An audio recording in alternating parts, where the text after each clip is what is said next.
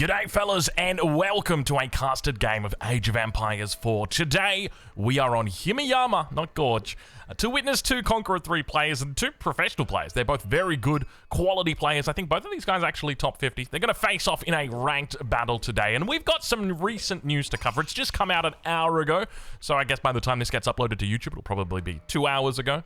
But nonetheless, it's good stuff. It's for the new DLC. I'm going to flash it up on the screen quickly, but don't worry, we'll get into it. We'll dissect it soon. So let's introduce our players first, and then we'll take a look at some of the news. Spawning in over on the east side of the map in the color blue, playing as the Chinese. You may know him as Sass, but today we know him as Drop Off Resources Button. We'll be calling him Sass though. And on the west side of the map in the color green, playing as the English, we've got Mio Maker. Ladies and gentlemen, welcome to Himeyama. A pleasure to have your company, not have your company, have your company. And, sorry, I'm mimicking my son right there. Sometimes he doesn't quite get the V's out just yet. But anyway, let's talk a little bit about this news. So we'll ride on board with this scout in particular right here as it goes around and picks up some sheep. And we'll flash this up on the screen. So which choices will you make? So first and foremost, they've obviously confirmed that there's 9 civs. We know that. But there is 3 for each age. They are mutually exclusive depending on your choice as well as the age. So as an example, if you pick the French in the feudal age, then that means that you're going to lose the ability to pick the Hospitallers up at a later stage. That's the first thing. So immediately there are big consequences to your decision. On top of that, I've actually taken this from a Reddit post that was made under this news, so shout out to Axanum. I'm not 100% sure if all of their stuff is accurate, just because I'm not a huge history buff and I trust those that are. So the first flag that we've got is the Hospitallers. The second one is France, and the third one he's got listed as Burgundy. Now I tried to verify this, and I also saw that there were sort of like mixed reports that it could be the Sicilians, so we'll have to wait and see for that one. And then for the Castle Age, we've got England, Genoa, and Castile. Those are the next 3. And then finally, in the last row, we've got Poland, the Teutonic Order, and Venice. Now, for that last one, people have said, well, I don't think it's Venice. Someone said it's not Venice, I think it's Antioch, which is interesting. But we'll have to wait and see, which I think another thing to note is that the Venetians haven't 100% been confirmed yet, but I did see some comments on the YouTube video that the devs posted, obviously, like the big trailer that they did, where people were saying, oh, look, there's Venetian ships right here. You can see the Venetian flag. It's the Venetian ships. Like, that's them.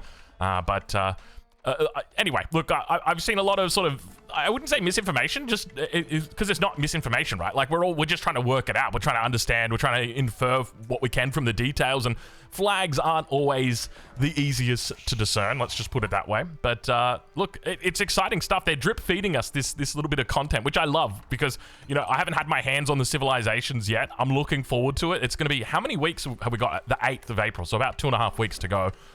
In further news, though, they did also announce, I love the way that they frame it as well, because that was the first thing that came to my mind.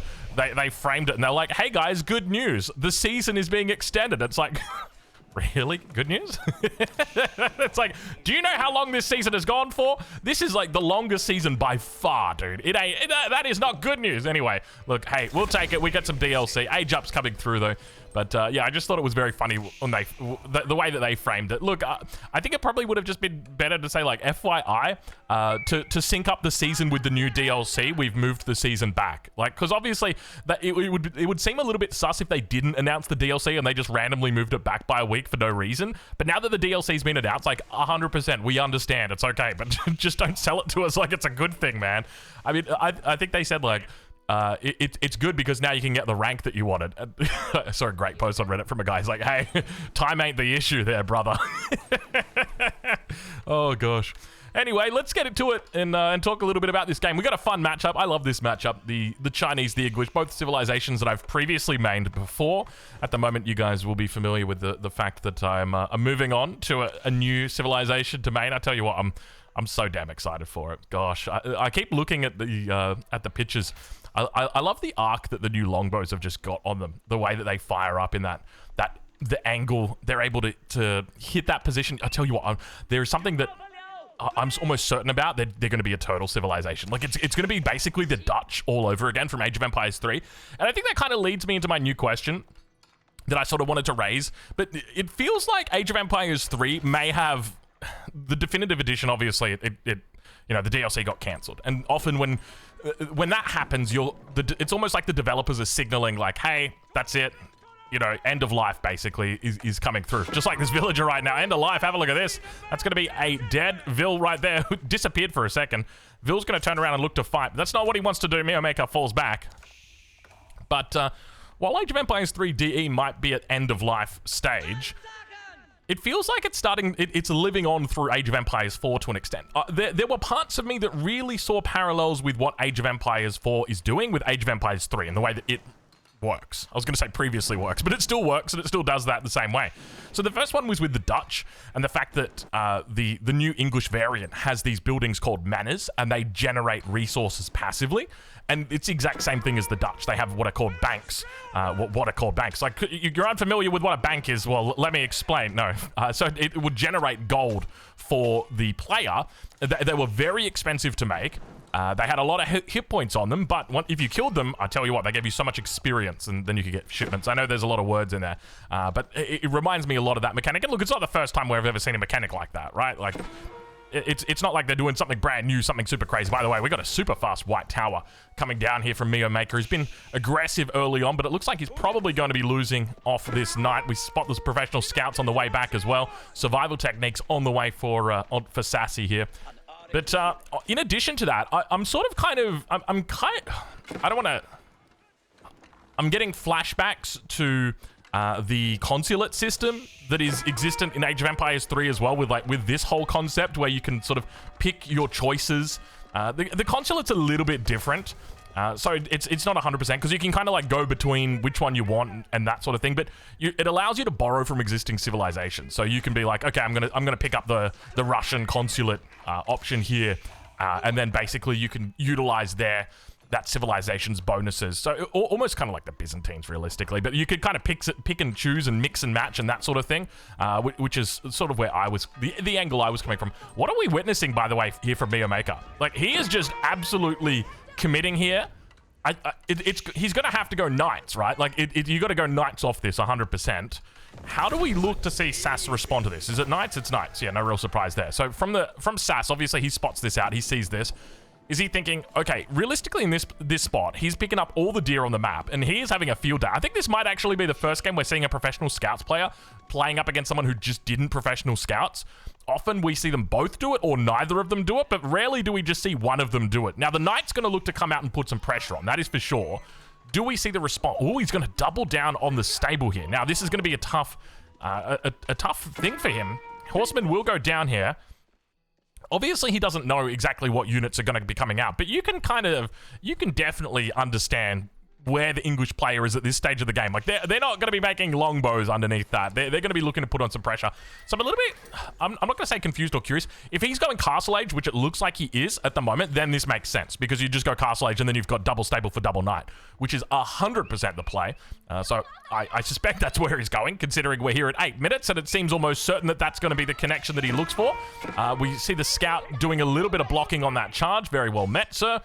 And more scouts on the map. He's up to 5 at the moment, about to crack that 1,000 resource barrier. Oh, now another thing I also wanted to talk about as well for our new English variant, and this was really well picked up by somebody I think it was in the comments, but they appear to be able to wall to their buildings. So they're able to wall. So you see right here how there's a wall that's going on between the Imperial Academy and the lumber camp. So their units can go through this, and that was one of the big changes from Age of Empires 4 to Age of Empires 3. Because in Age of Empires 3, the way that it works is if you draw a wall from this lumber camp to this Imperial Academy, it completely blocks any unit movement through these little parts. But one of the things that they noticed was that it looked like the stone walls were connected. Oh, you got yourselves a problem right here.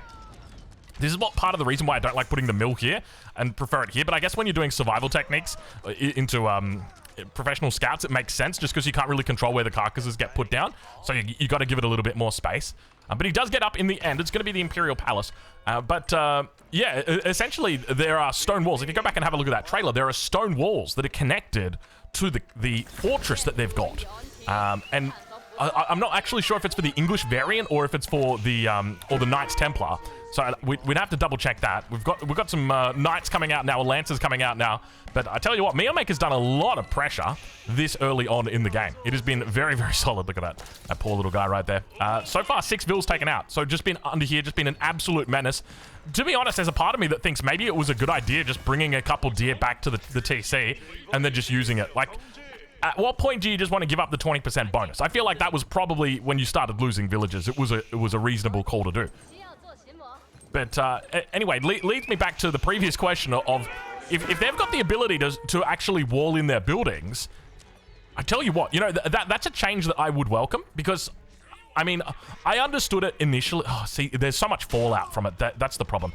If you made it so civilizations could wall to their buildings like this, it creates so many problems for attackers. Like, it means stuff like this is just not really viable. Because you can just wall in everything, right? Like, I just draw a wall here, a little wall here, a wall to the town center, a wall to the gold across here. Like, I'm just completely walled in. You can't get me with your knights. And, I mean, for some people, I mean, it's tough, right? Because Age of Empires 3 did it, but Age of Empires 3, you had a lot more aggression in unit number. You were able to get a lot of units out very quickly because of the way that the stables and barracks work and that you could queue up 5 units at a time. And you didn't have drop-off points, so it just made it a lot easier. You had more resources to play with, so more units, so you could get in there and do more damage more quickly. That was essentially the gist of it. Whereas here in Age of Empires 4, it's not the case. There's a little bit less tempo when it comes to that breakneck speed that we see there. So I'm curious how you guys feel about that. If they did make the change that you could start walling to actual buildings and guarantee that you can't be broken through with units, how would you feel about that? Because I think there would be a huge amount of fallout. It would basically just mean that you would have very defensive games. That's what I would assume if they made a change like that. Or if they had a civ like that. Because I think they could 100% get away with it if they were just like, hey, this civilization can actually build walls to its buildings. It's like, it's a defensive civ and that's its bonus. I don't think people would be upset by that. And as long as you kind of keep it to one civ, then you can balance the civilization around that. The problem is if you change all of the civs to be able to do that, then it just completely like throws balance out the window. And it might seem like a little change, but I tell you what, man, you watch these pros and how much they can abuse something like this. Oh my lord, man, it would change everything. But yeah, it's an interesting thought though, isn't it? If the new civ has got that option, the reason why I'm kind of flagging it is because with the manors, and that's one of the things that you would do as the Dutch in Age of Empires 3. Is you would use your manors or use your banks to wall in. So you would put walls in between your banks where you didn't have them connected, and you'd use your banks to connect each other. So like this, you wouldn't be able to get through. But now more and more lancers, or rather knights, get through onto the backside. Meanwhile, lancers at the front dealing with those crossbows. And it does look like in the end, probably both of these units do go down. Indeed, they do. Outpost up over on the gold, and we've had ourselves a lot of vills taken out already. 9 vills taken out by Meowmaker against Sass. So let's check in with Meowmaker and see how he's doing, as we do hear these relics are now starting to get picked up. We're right on board with him. We'll switch over to the income per minute.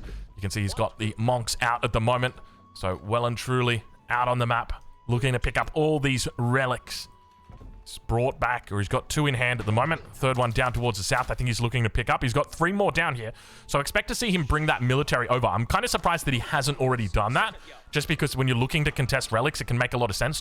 Ideally, you want to hold a position like this, and then just leave 1 unit over here until you can actually grab this relic. But these are all pretty easy to grab, and now that Sass sees this, do we see him look to immediately react? Oh, he's already got it up. There you go. So he's already got the monastery that's up on the other side, and he's rallied over towards this position. I think he probably gets this, just because you're not looking to really challenge this position. You know, the truth is that you've got 2 relics down here and the one that's on the way back through, so you want to anchor yourself to that south side. Let's check in, though, with Sass, see how he's doing. We'll ride on board with him. He's got the Imperial Palace, the ability to spy on the enemy and their villagers. Gold about to run out here. We're at 40 gold left, 30 gold left, 20 gold left. They're probably going to get absolutely all of it. Indeed, they are.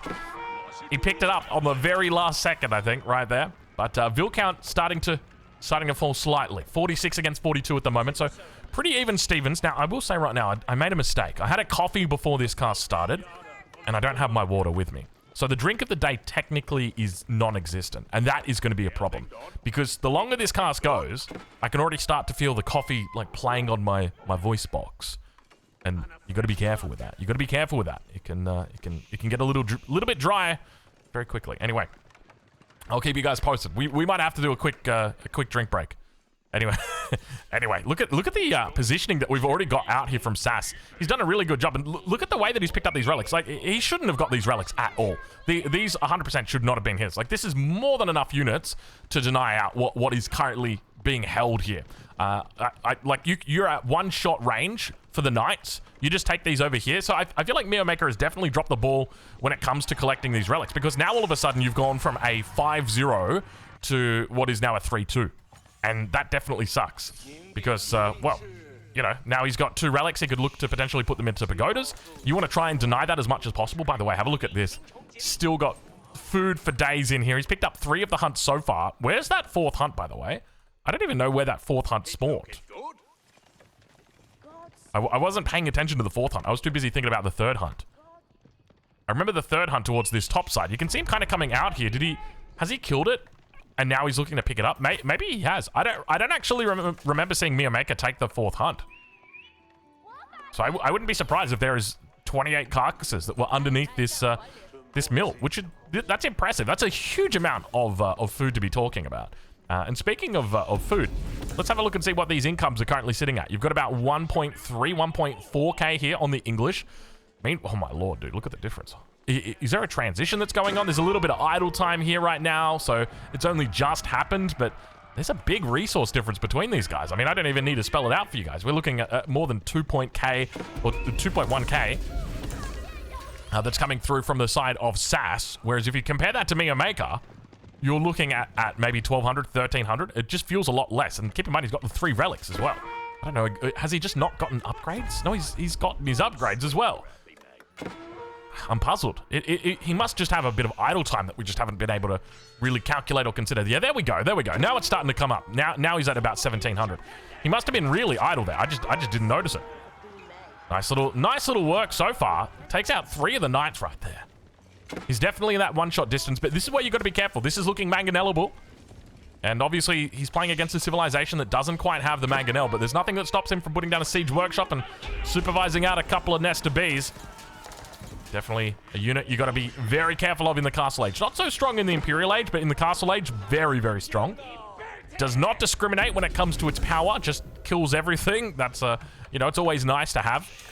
I think one of the key things, though, is if you're going to play into that style, you want to try and... I mean, to be honest, he's actually fine. As long as he continues making lances, he's also moving into horsemen, which absolutely works.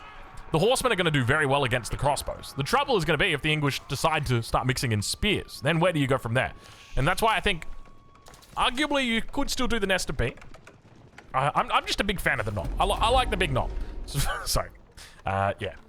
All right. Vils on the move. Looks like we're sending down to a boar. Yeah, we're going to a boar. Outpost, mill, boar. It's only 7 Vils, though. Never mind, there's the 8th. Doesn't have textiles. May potentially lose a Vil. 2nd town center now going to be coming down. Keep in mind, we don't actually have... There it is. I was going to say, we don't actually have Song Dynasty yet. But there it is coming in at the same time. Now, this is very ballsy because you're not just going into a 2nd TC. You're doubling down and you're going a 2nd TC and the Barbican. Now, the reason why that is dangerous is because it's going to take a lot of resources for you to do this. Think about how many resources we've just invested, okay? We've invested 600 resources in the Barbican. We've then invested 750 in the town center. So now all of a sudden, you've got a huge amount of resources that are just sitting on the sideline. And then on top of that, it's going to take time for these villagers to pay themselves off. Villager does go down. We called it. We called it. He didn't have textiles. Oh, did he lose 2 down here? I think he might have lost 2. Oh, no. There's the 7th one over there. Yeah, look, I'm glad that we called that. And it's funny, isn't it? Because had you just got the textiles upgrade, which I think he only just... he just got it then. There you go. Had you had the textiles upgrade, which takes 20 seconds, you would now have 1 extra villager. And it's just like small little differences like that can really start to add up over the course of a game. But, you know, it's about knowing it. And, yeah, it sucks to see. Spearman number starting to build here as well. You may hear a little man up above me practicing some gymnastics by the look of it. Good on him. Get to it, little... Yep. Oh, yeah. Sometimes he just practices his stomping, which is particularly fun. He's very good at stomping. hopefully the terrible 2s end soon. When they turn 3, it just immediately stops, right? They don't become terrible 3s, do they? I hope not.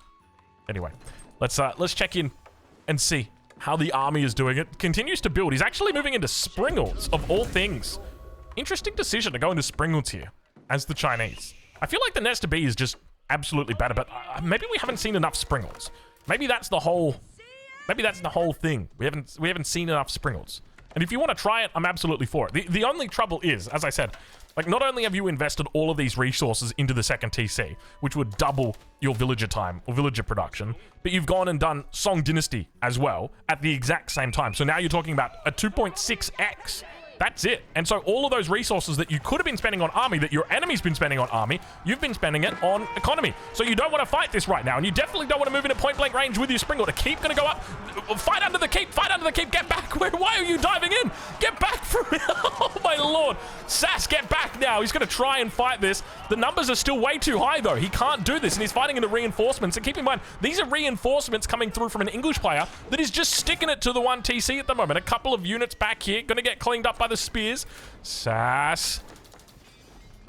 It's always tough watching a fellow Chinese player. I want to say main, but every time I do, the YouTube algorithm flags me. It's like, hey, you're being racist. I'm like, I'm not saying man, I'm saying main. Like, I main the civilization. They're like, no, you're not. I'm Australian. That's what I'm saying, dude. You got to be real careful with that thing. They will flag you. Oh, gosh. Outpost now going to be coming up on the front line here for Miomaker.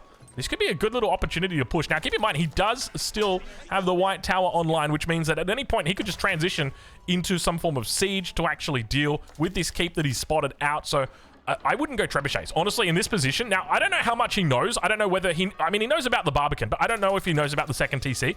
But obviously, we do. And if he knew about that second TC, I would be saying, okay, this is not a Treb time, because Trebs are going to give him time because he can repair that keep. What you want to be doing is just going battering rams. Go a whole bunch of battering rams, 4 or 5. I'd almost be tempted to say, like, go to your blacksmith, get siege engineering if you haven't already, and just drop down 5 or 6 rams, move a whole bunch of vills over to wood, and just go crazy. Look to try and put the pressure on, because at the moment, you've got a huge advantage. You've got to make sure that you use that. Springle number's starting to look a little bit better. He's up to 5 now on the defense. You want to try and fall back away from this. The keep is a little bit too far away. The Barbican nowhere to be seen. It's on the north side of the map, and now the spear's looking to come through. Nope, going to fire off on the back line, get some good damage in. Vill's going to make their way forward, needs to do a bit of repairing. So far, holding the front line. Springle's doing a decent job, a lot of damage coming through on it, and he's holding quite well at this stage. There's the repairs. Second Nesta B now out. He's actually done it. He's managed to hold somehow, some way. A beautiful little position that he had back here with the siege, and now the rest of the cavalry should be able to clean it up together with the siege, and absolutely well done on the defense. It only looks like he's got 4 military against 32, but I assure you it is a lot higher than that. It's actually 20, because there's so much siege. The trouble is right now, you've got to be very careful of 2 units. The men-at-arms and the horsemen. The men-at-arms in particular just gets on top of you, and even though these units do get bonus damage against melee infantry, maybe we just haven't seen enough of it yet. And then the horsemen, because they're so damn quick, they just get in on top, and they're able to do some real damage here, but I would really like to see at this stage, see that this is the next part, right? So the issue with going into the second TC as well as going into the Barbican is now you're spending a whole lot of food on vills, and to replace those vills and the food that they're using, you can't just use berries because it's so much food. So you have to transition into granaries. You have to transition into farms. And that's the trouble that you're going to have right now, is because you managed to hold for the moment, right? But keep in mind, your opponent this entire time has just been funneling every single resource into units. This is where it gets so damn difficult, because he's really doubled down. He's gone absolutely crazy on this number. Look at this. I think what could save him right here is a keep. If he was to get a keep, actually a keep right here would be very, very good, just because it kind of protects these and buys you time. And that's what you want right now. You just want to buy time. And this is also another really good move. So I think the biggest thing right now from the perspective of the Chinese is just buying time. If we look at the Vil, what's going on with the Vil count? How come his Vil count has not skyrocketed to, like, the moon? Are these TCs? These TCs are working, right? Yeah, they are. He's got 3k gold in the bank. If I saw this and I sat down I mean, he's got enough right here for his... Yeah, you gotta go keep. I'd almost be tempted to buy stone right now to drop a second keep, because I feel like there is so much chance right now that you just get attacked. And if that... Oh, went for another keep at the front. Why Why though? Why? Why are we whispering? I don't know. Why would you go for the keep at the front? I mean, look. I'm sorry, I'm scratching my head now. To me, I feel like this is way more imminent of an attack angle. And it's so valuable here. This is a good keep, don't get me wrong. It secures gold and stone, and we love that. And it kind of prevents him from attacking into the top side. But there's still... The big problem that you've got is that previous attack avenue. And you're still not making units, and you haven't been making units this whole time. Is he going imp? Oh my lord, is he going imp? Actually, if he went imp, that could be sick. If he goes imp and he puts it down right here, the Great Wall Gatehouse, that could actually be legit. He's got to go fast, though. You gotta go fast. You gotta go fast. Another keep on the front. Okay, I don't actually mind this keep. This is kind of good because they do somewhat interlock together. He's getting like a network of keeps online. By the way, over on this side of the map, we still only have the one TC that's come up. We're at 25 minutes and Maker has made a single tap. Oh. Oh. He's going imp. He's going Berkshire.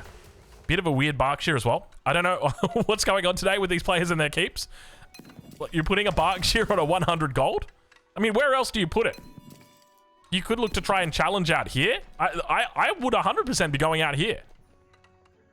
But see, the other thing to remember is we've got God vision, right? So we know everything. These players don't. They're dancing in the dark. And that's where the trouble can come in, because we're making these decisions on the basis that we know everything. And they're making these decisions on the basis that they only know what they know. Because typically that's all they should know. Unless they're doing something that they shouldn't be doing. Imperial Age now comes through. Maker gonna be in a good spot here. Immediately we see upgrades on the way. Elite Palace Guards. Elite Men-at-Arms gonna be coming through. Meanwhile, on the other side, SAS now looking for a little bit of siege speed. Definitely worthwhile doing. Greased axles. A lovely technology. And more siege going to be coming out. The only trouble that I'm seeing right now is there's not enough units to defend this. Like, this is just 45. Oh my lord. 45 Men-at-Arms.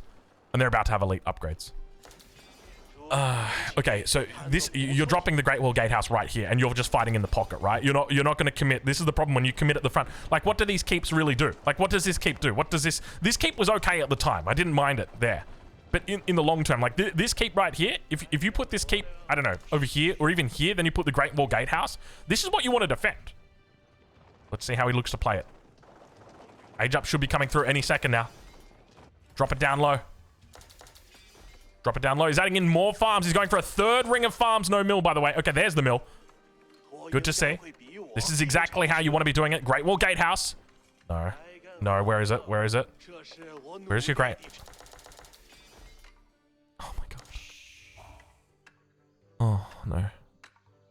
This is so painful. Oh god. Oh god, this is so painful. Please.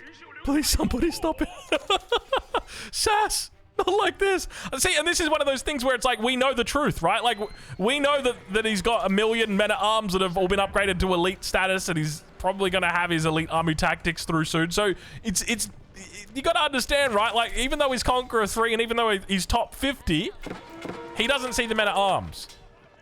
That's it, right? And maybe you could say, okay, well, it's a scouting issue. He needed to scout the Men-at-Arms. Maybe, yeah. There's a couple of tells, like the Knights haven't been upgraded yet. I don't actually know whether he's seen the Men-at-Arms, but... Oh, Lord, this is not... Yeah. Okay, well, now he sees the Men-at-Arms. The moment the Imperial Age has come through... So how do you possibly hold against this? I think, realistically, you could make Palace Guards. Horsemen are fine, because they've got quite a big body, so they're effective at blocking. And it looks like we've got boiling oil, and he's just going to siege it down the old-fashioned way. Who needs to make when you got oh my god, when you make 88 Men-at-Arms, who needs battering rams? He's just running it down mid as well. Maker now. He's looking. Where's the army? He's going to go after the siege workshop. Spots out the village as well. This is what you know what's funny is, like, this is literally what I was saying. Like, what do these keeps even do? Like, he just ran past them. Like, what do they do? They don't do anything, man. Oh, gosh. Oh, jeez. Yeah. I know sometimes I cop a little bit of flack about, you know, talking shit on the pros. I don't know, man. Sometimes I feel like it's okay to talk shit. You know, we might... It's about throwing enough spaghetti at the wall, okay? Let's just put it that way. Spears have been upgraded to elite. A lot of infantry right now for Maker, though. He's looking to come in from multiple angles. You can see him working down that first town center. Vilcount up 50. Another keep going to get thrown up in the back. I tell you what would be really nice right now. A Great Wall Gatehouse would be really, really nice right now. He's going to try and come around the backside. He's looking to try and block in from every angle. Keep will come online. But you got to just remember there are so many men-at-arms here. This is an absurd amount of men-at-arms. More troops going to rally in from the back. They're just every single angle. Completely surrounded. You got to ask... where, why, how. Beautifully done at the end of the day by Mio Maker. He is up a huge amount on that military count. It's only going to continue to rise. And look, well played at the end of the day to both of these players, but you got to say, I think the biggest question I've got is like, there were a lot of keeps that were placed, a lot of defensive buildings that were placed, and it just boggles my mind. Like, why? Like, I understand why, but why not elsewhere? I think that was the biggest thing. Like, we didn't even really talk about the Barbican. Like, do you really care that much about the Sacred Site? Like, the Barbican is, for all intents and purposes, it's a keep. You're just throwing 900 stone out on a Sacred Site. And it's great, but we're not really going for a Sacred Victory. It's... Maybe I'm being too harsh. Maybe I'm being too harsh. You know, as I said, they don't have God mode. They don't have God vision. He's looking to try and stay in the game though. We are starting to see a build up now. I'm looking for the archery ranges. There's archery ranges somewhere. Okay, hand cannoneers. Maybe down towards this angle. He's trying to bait them over towards the big boy. And indeed, the Great Wall Gatehouse going to get some shots off now. He's able to clean up the remnants of these men at arms. But they're just everywhere at this point. There's the rangers. Hasn't picked up the pyrotechnics, and you would be surprised if he did this early. It's more about numbers. But speaking of numbers, he has lost all that economic advantage that he had previously. More men-at-arms now going to be coming through. Meanwhile, behind the scenes, we don't see a single additional TC coming in from our English player. Just playing it the old school style. Just me, one TC. That's just me, baby. It's a classic style. It reminds me a lot of GUA. I'll say that now. Hand cannoneers. Kiting back, he's trying to find a way back into this game. If there's ever going to be a way, it's going to be the hand cannoneer. He's got the infrastructure to do it. The second TC still stands. It's just about cleaning up everything and getting a little bit of control over the narrative. Because at the moment, he doesn't really have that. He's just got units in his base. There's walls that are up on the extremities, but they don't really do much. The men-at-arms are just able to run straight through the middle, and still they're getting successful hits on these hand cannoneers. And now, like, we just come back to this primary point. GG, SAS taps out. And the winner today is Mio Maker. Ladies and gentlemen, that is going to be it. Make sure you check out both of these two creators. I'll leave links to where you can catch them live over on Twitch. I think that's where Mio Maker streams. Either way, I'll link him down below. And, of course, let's take one final look at that last image. We'll leave it there, and we'll catch you guys in the next one.